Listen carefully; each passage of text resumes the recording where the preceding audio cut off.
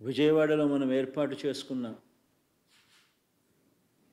అంబేద్కర్ గారి మహాశిల్పం మన రాష్ట్రానికే కాదు దేశానికి కూడా ఇది తలమానికం. ఇది స్టాచ్యూ ఆఫ్ సోషల్ జస్టిస్. ఇది సామాజిక న్యాయ మహాశిల్పం.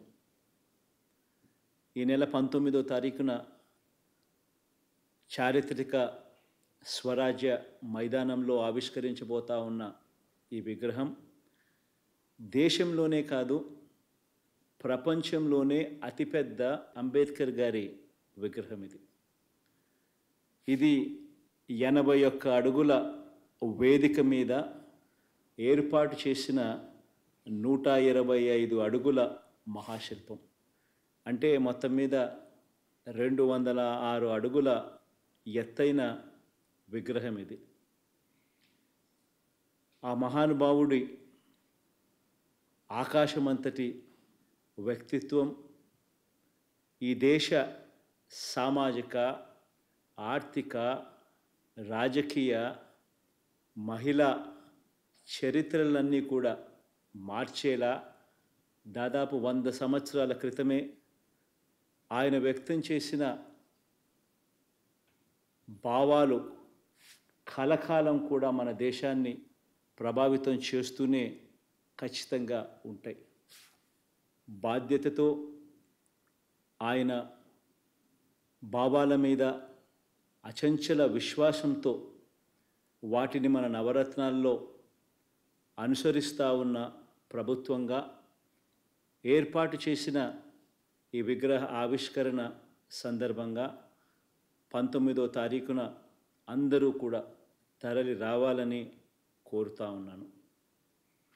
ఆయన అణగారిన వర్గాలకు చదువులు దగ్గరగా తీసుకువచ్చిన మహనీయుడు. ఆయన అంటరానితనం మీద, ఆధిపత్య భావజాలం మీద తిరుగుబాటు చేసిన ఓ మహానుభావుడు. ఆయన సమసమాజ భావాలను నిలువెత్తు రూపంలో చూపించిన ఒక గొప్ప వ్యక్తి. ఆయన రాజ్యాంగం ద్వారా, రాజ్యాంగ హక్కుల ద్వారా నిరంతరం మనల్ని కాపాడే ఓ మహాశక్తి. ప్రతి వాడలో ఉన్న ఆయన విగ్రహం అణగారిన వర్గాలకు నిరంతరం కూడా ధైర్యాన్ని ప్రసాదించే ఓ మహాస్ఫూర్తి.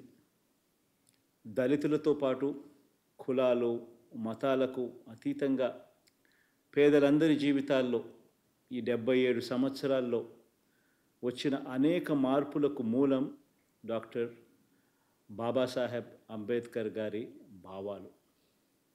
కాబట్టే ఆయన్ను ఇంతగా మనమందరం కూడా గౌరవించుకుంటా ఉన్నాం. మన విజయవాడలో